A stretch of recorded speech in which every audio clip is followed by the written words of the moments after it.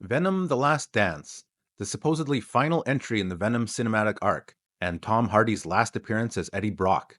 Does it buck the trend of recent Sony Marvel films set in the Spider-Verse and lean into the more inspired plotting and performances found in Spider-Man No Way Home? Or is it sucked into the craptastic vortex formed by low-effort turds like Morbius and Madam Web, dragged down by poor direction, a messy storyline, and some of the most disjointed and confusing editing you've ever witnessed?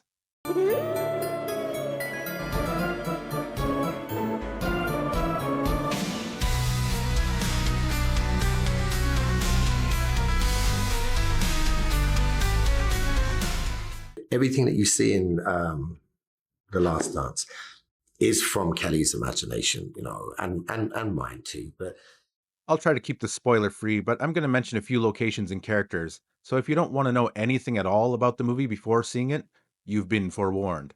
I won't bury the lead on this one. No, I don't think Venom 3 is as bad as Morbius or Madam Web, but I don't think it's significantly better. And I actually do like the first Venom movie. I think it's a fun adventure with a lighter tone that works because of Tom Hardy's great performance. The charm wore off for me in the second movie, which ended up being a non-stop barrage of buddy humor that never hit the heights of the banter in the Deadpool movies, and culminated in a CGI schlockfest in the way that many Marvel films have done of late, just a bit worse. Venom 3 feels very similar to number 2 in terms of tone, plotting, pacing, and what have you. So if you didn't like the last movie, you're probably not going to like this one. But even with all those issues, I feel like it has some glaring technical deficiencies on top of that.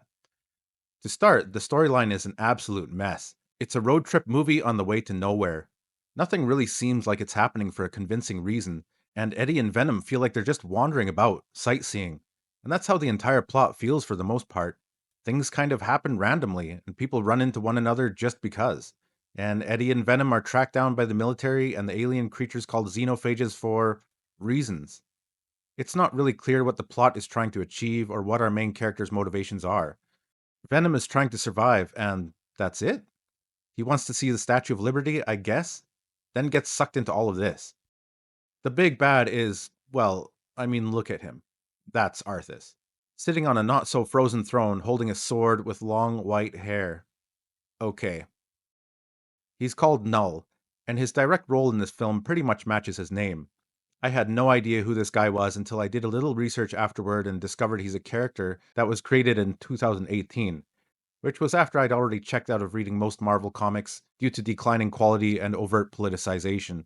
But the way he's presented here is opaque and poorly communicated. Who is he? Why is he sending his generic monsters after the symbiotes? I guess he needs a MacGuffin to release him, which in this case is Venom? If you don't have any knowledge of his character in the comics like me, you'll probably be scratching your head. I'm confused. So we have Arthas, some suspiciously Zerg-like monsters, and even a pinky purple symbiote at the end with Sarah Kerrigan-like braids. I think someone likes Blizzard properties. I know it's supposed to be Agony from the comics, but that look. Just saying. In terms of the plot, Eddie and Venom go on the run from the military and the xenophages, but keep getting sidetracked. The entire scene in Las Vegas happens for no reason at all. It's a time waster with an attempt at comedy and no purpose except to let the monsters know where they are in the dumbest way possible, before moving on to the next scene, which feels equally as contrived as the last one. So much time is given to one extended scene where Eddie hitches a ride with this hippie family with Reese Ifans, who has nothing to do with Dr. Connors, as the dad on a road trip to see Area 51 before it's fully decommissioned. And honestly, this also serves no purpose whatsoever. The family is there for comedy relief, and so that Venom has some civilians to save later on. It drags on, and so many other things could have been developed with that time, whereas too little time was devoted to the overall story building or other more important aspects of the film.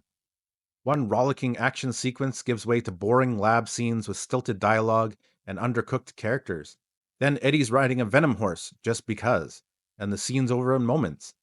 The pacing is frustratingly uneven, and not enough time is dedicated to what makes this whole thing fun, the bromance between Eddie and Venom. As for the supporting characters, all felt one-dimensional and either forgotten or like they had much more substantial parts originally, but those were ultimately cut out from the film. We're given a quick backstory for Dr. Payne, played by Juno Temple, and it seems like some attempt is going to be made to develop her character, but it's mostly ignored until the end when there's a cringy callback to her backstory, which makes you feel like she was supposed to be much more prominent, but rewrites and reshoots took care of that.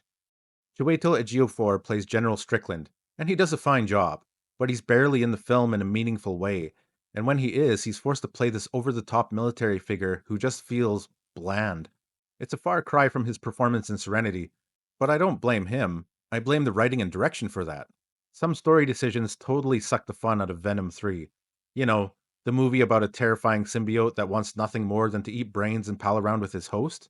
Early on in the film, Eddie discovers that he can't fully transform into Venom because that enables the monsters to track him. So a limiting factor is placed on Venom early on, meaning that we hardly see the full Venom character at all. You know, one of the coolest parts of these movies. It's Eddie Brock with a Venom attachment.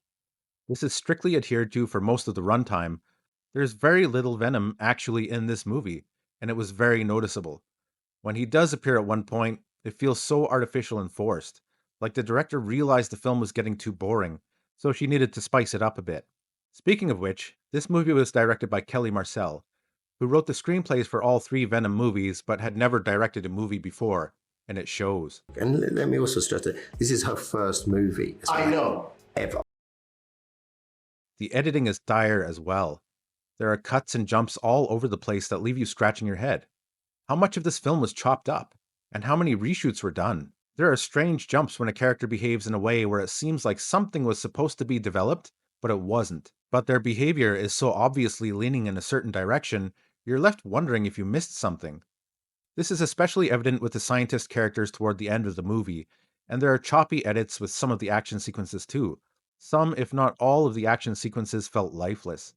They're all CGI fests, which I guess is what you'd expect in a Venom movie, but these really highlighted the disconnect between the human and CG element. You know, we decided to shoot it practically, so that means using very few green screen elements and really... At some point, it felt like we were jumping around from one scene to another with no rhyme or reason, and some characters knew about important plot devices just because, as if they'd read the script and behaved accordingly. It feels disjointed and jarring. So even if you were to go into this movie intending to shut your brain off to enjoy some comic-y action and a jokey good time with Eddie and Venom, I think these technical issues, uneven pacing, and non-existent story will start to weigh on your enjoyment. They're that evident. Oh, and the music doesn't match what's on screen for the last act at all. The big action set piece or the emotional wrap-up. It's so odd. There's no oomph to it, and it feels out of sync. The best part of the movie, I think, is the reflection on Venom and Eddie's time together, which is the first time I had some semblance of an emotional response for this thing. Despite everything, they have been together for 3 movies, so there is a little weight there. In terms of positives, the interaction between Venom and Eddie Brock was fun. It's very much the same as in the first 2 movies, though leaning toward the second one more so. There are a few heartfelt scenes, as this is supposed to be the last movie. The CGI for Venom and some of the other creatures look really, really good. And the new monsters, despite feeling very generic, do feel sufficiently powerful, and it's shown just how hard it is to take one of these things down. Are those aspects sufficient to offset my complaints? No. I understand what the Venom movies are. I get that people will say this is a popcorn flick, don't take it too seriously, or just shut your brain off and enjoy the ride. Sure, if that's what works for you. But there are just too many issues. The whole thing feels impersonal, generic, and predictable. That, combined with the jarring edits, poor direction, and shallow supporting characters, makes for a rough time. The best part was the banter between Eddie and Venom, but it never hits the heights of Deadpool and Wolverine, for example, which is a really similar setup with an almost equally as messy story, which is totally offset by the charm of the characters, the irreverent humor that mostly lands, and the fun and bloody action sequences. The main villain felt like an afterthought or a setup for something else to come in Sony's Spider-Verse, neutering the potential of this film outright and relegating Venom to fighting what are essentially henchmen. As messy as the second movie is, at least you got to see Venom fighting Carnage. These generic xenophages are a far cry from that. I felt very little in this movie. It's like watching a bunch of people with zero depth perception playing darts. Occasionally the odd one hits, but most of the time, it's gone off into the wall or someone's leg who had the audacity to stand that close. I know that tons of people like these films, and I'm sure it will make a profit. I think what it boils down to is if you liked the previous Venom movies, you'll probably like this one too. I liked the first, really disliked the second, and bounced hard off this one. There were too many deficiencies in the filmmaking, so many glaring issues and undercooked ideas. For fans of the previous films who want more of the same with an Eddie and Venom adventure, I think it would be something like a 5 or 6 out of 10, middle of the road or just above. It doesn't really differentiate itself that much from the others. But as you can tell, I didn't like the movie very much. It's not awful, and there are positives like Tom Hardy's acting, Eddie and Venom's interaction, some heartfelt moments, and a few fun sequences. But the most I'd give it is a 4 out of 10, below average. It has a nonsensical plot, uneven pacing, flat characters, generic enemies, and atrocious editing. Whether that was due to reshoots or not, I don't know. This is not very good filmmaking. If you like this movie, that's great. This is my opinion, and I don't hold anything against anyone for liking something I don't. I like plenty of objectively bad films, believe me. But this one just didn't entertain me very much. Well, that's all I have for now. Let me know what you thought in the comments below, and thanks for watching.